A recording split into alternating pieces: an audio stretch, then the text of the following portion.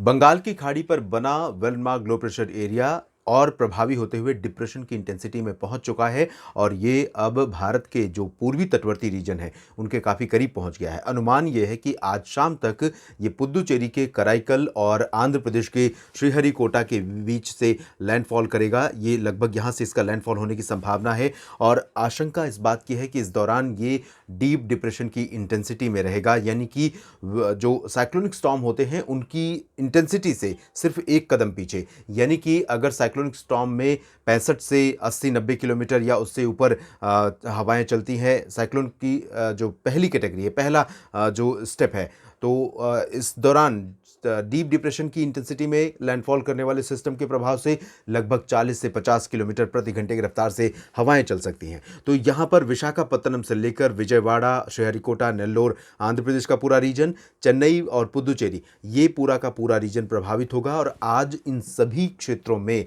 आज दोपहर से पहले से ही बारिश वैसे पहले से भी हो रही है लोग, लेकिन दोपहर से बारिश का जो प्रभाव है, बारिश की इंटेंसिटी है, वो बहुत ज़्यादा बढ़ जाएगी और रात तक अनुमान यह है कि कल सुबह तक यानी कि 12 नवंबर की सुबह तक इन सभी क्षेत्रों में इस कदर बारिश होगी कि सामान्य जनजीवन व्यापक रूप में प्रभावित होगा।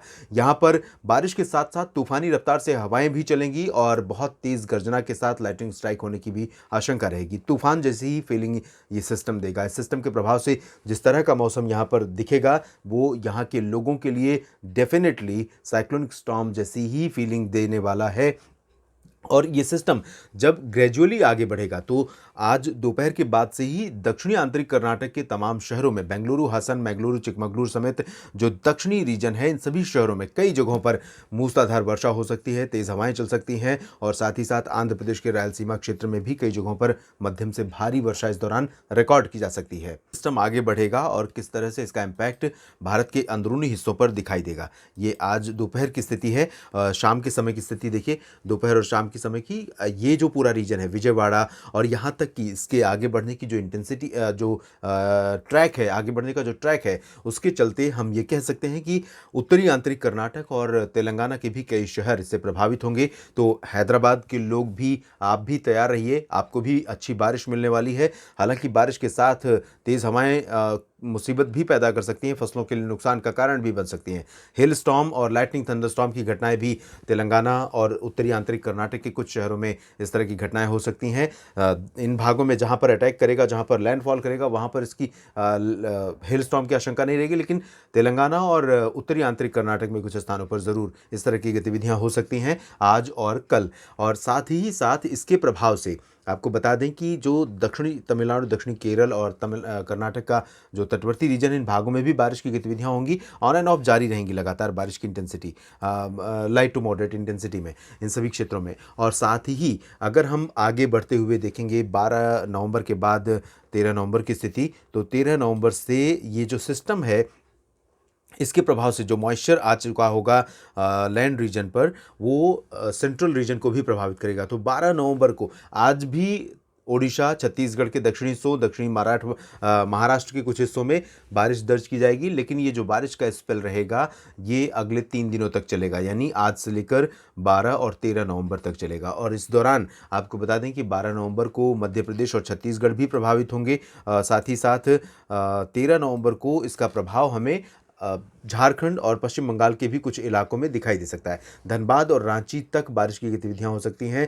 राउरकेला, ओडिशा में भी बारिश हो सकती है, जमशेदपुर में भी बारिश हो सकती है, कोलकाता में भी बारिश की संभावना कल यानी 12 नवंबर को और 13 नवंबर को यहाँ पर बन सकती है। तो ओवरऑल अगर देखें तो नॉर्थ ईस्ट मानसून सर्ज, साथ ही साथ बंगाल की खाड़ी पर उठा ये सिस्टम जब लैंड रीजन पर पहुँचेगा और बंगाल की खाड़ी से पूर्वी हवाएं लगातार लैंड रीजन पर आती रहेंगी, तब अगले 3 दिन तक भारत के पूर्वी तटवर्ती रीजन इंक्लूडिंग गंगेय पश्चिम बंगाल और झारखंड, ये पूरा रीजन, साथ ही सेंट्रल में छत्तीसगढ़, महाराष्ट्र और मध्य प्रदेश के कुछ हिस्से प्रभावित होंगे।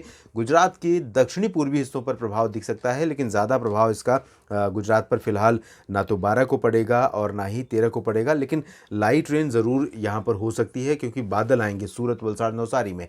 रूल आउट इसको हम नहीं कर सकते हैं। इसी तरह से बालाघाट और छिंदवाड़ा, बैतूल जो दक्षिण पूर्वी मध्य प्रदेश का क्षेत्र है, इन भागों में भी आइसोलेटेड प्लेसेस पर रेनफॉल की घटनाएं, रेनफॉल की गतिविधियां हो सकती हैं।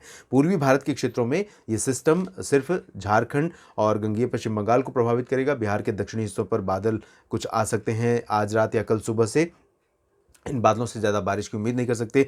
दक्षिण पूर्वी उत्तर प्रदेश में कुछ स्थानों पर बादल आ सकते हैं और लाइट रेन कहीं कहीं पर 13 नवंबर 12 नवंबर की रात से 13 नवंबर के बीच में देखने को मिल सकती है। उसके बाद 13 नवंबर को अगर आप देखेंगे तो यहाँ पर बंगाल की खाड़ी पर एक नया सिस्टम फिर से उभरेगा और ये सिस्टम भी इंटेंसीफाई होते हुए पश्चिमी तथा उत्तर पश्चिमी दिशा में आगे बढ़ते हुए भारत के पूर्वी तटों की तरफ बढ़ेगा और ये भी ओडिशा, आंध्र प्रदेश और उत्तरी तमिलनाडु के बीच से लैंडफॉल करने वाला है। ऐसी संभावनाएं, ऐसे संकेत अब मिलने लगे हैं। यहाँ पर देखिए कैसे इंटेंसीफाई होता जाता है सिस्टम।